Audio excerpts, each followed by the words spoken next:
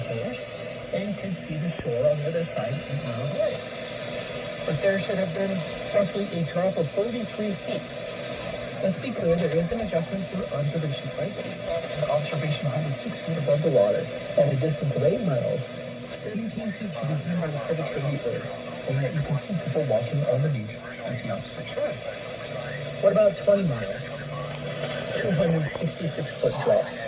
50 miles, 1,666-foot drop. 100 miles, 6,667-foot drop. Now, as shown in this video, is 120 miles long. Under your official global, that's a curvature drop of 9,600 feet or 2,926 meters. That's about the prominence of Mount Shasta, shown here. Can you see a curvature drop of 9,600 feet along the Suez Canal in this video that could hide Mount Shasta? I don't. Imagine how fun that would be in the classroom to demonstrate the shape of the Earth by measuring the supposed curvature drop of the city that's 30 miles away, by using a simple math that only 10-year-olds would comprehend. But no one was ever taught this in a classroom, not even in surveying courses. Why? Let me reiterate. 8 inches per mile squared isn't some math we flat earthers made up. These are the actual factual numbers based on the official dimensions of the Earth, and you are welcome to do the math or plug the information into engineering software to verify it. I didn't believe it at first, and even Google used to falsely claim that it was only 8 inches per mile. I had to double check the map on AutoCAD just to be sure. It is a mathematical certainty that does not fit with actual repeated observations and tests. You do have to consider the height of the observer, and so you subtract the distance to your light globe horizon from your distance to the object. For example, I use a distance to the globe horizon calculator, like this one. So, if I'm on the beach observing at 6 feet height, the maximum horizon distance under the globe will only be 3 miles. If I'm looking at an object at 10 miles distance across the water while standing at the water's edge, I first subtract the 3 miles distance to the horizon to get 7 miles distance, and then I apply the 8 inches per mile squared formula. So 7 times 7 times 8 inches divided by 12 equals 33 feet. That means for an observer 6 feet tall at the water's edge, an object 10 miles away should be hidden behind 33 feet of curvature. That's huge. That's measurable and testable.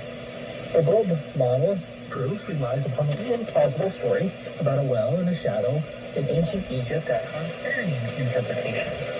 In contrast, flat earthers rely on actual, concrete measurements that anyone can make to measure the supposed curvature of the Earth if there was one. Here's an infamous example of the curvature problem. How many people here can quote this weatherman? What you're seeing here is a mirage. Why is he saying that? Because the entire city of Chicago should be hidden behind the curvature of the Earth. Does that look like a mirage to you? Of course it's not. It's bullshit. Everyone here probably had warning bells go off when you heard that weatherman make that ridiculously false statement. That is no mirage. That is a direct line of sight that is often obstructed by haze, mirage, and atmospheric distortion, weather, or larger, closer waves and swells that have a larger respective angular size.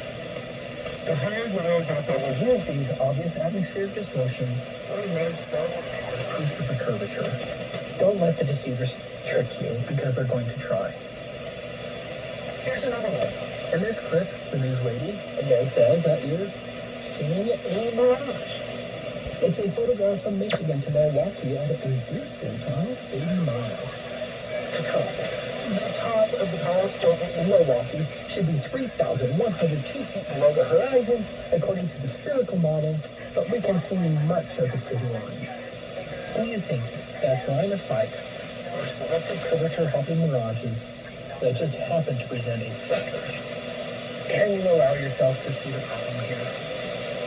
I don't care if you believe me right now, but you as a rational thinking individual need to grab your telescope and your binoculars and head out to the lake or ocean on a calm, high-visibility day without miraging, and you will see the flat Earth for yourself. We see too far.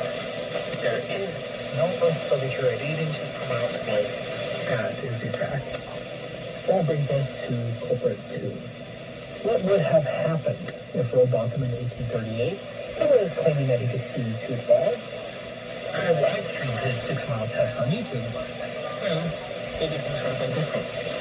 The YouTube platform enabled hundreds, if not thousands of us to conduct similar curvature and other tests, like roboting. YouTube enabled us to share our observations with millions of people, and they could see it for themselves. Flat Earth is founded on repeatable observations and tests that anyone here can perform, and millions of people are seeing the truth despite the unbelievable propaganda and censorship that is now happening. Flat Earthers don't say believe us. Flat Earthers say believe in us. Test it for yourself. Because of the Flat Earth revolution, YouTube has taken active steps to stop the Flat Earth on its website, as openly stated in Congress by the president of YouTube, as shown right here. Yes, the president of YouTube proclaimed that YouTube would suppress Flat Earth and promote the official story against YouTube's official policy. And so it's hard to find genuine Flat Earth researchers anymore. YouTube is now actively banning and suppressing peace-loving people like me, while simultaneously promoting the official globe narrative. But due to censorship and what has been done, humanity has discovered that there is indeed no curvature to the Earth. And that truth will not be suppressed, because you can see it for yourself with merely a telescope or high-zoom camera.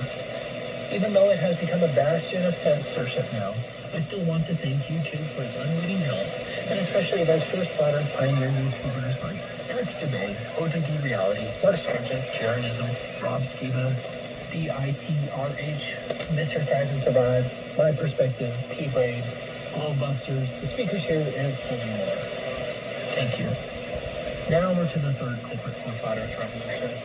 We already discussed the curvature chart, and now we're going to test its application. Which brings us to the Nikon P900. They now have a Nikon P1000, but this P900 changed everything. Nikon made it easy and affordable to zoom in at 83 times magnification, record it, and then upload the video to YouTube and other video sharing sites. I thought Flat Earthers were maybe faking the test, so I got this camera so I could see it for myself. Flat Earthers aren't faking anything. Unlike the globe bottle propagandists, you don't have to trust us. Flat Earth isn't one about anymore. I can show you the actual video proof again and again and again. Before I start discussing the proofs of the Flat Earth, it's necessary to first address the ridiculousness of the official heliocentric model, because you probably have no help out of it, I do. I just parroted information on classrooms to get the grade. Shockingly, very few people even know what the official heliocentric model is. Let's just cover a few of the numbers. If you believe in official heliocentrism, you believe that the wobbling and tilted Earth is rotating 1,037 miles per hour per year.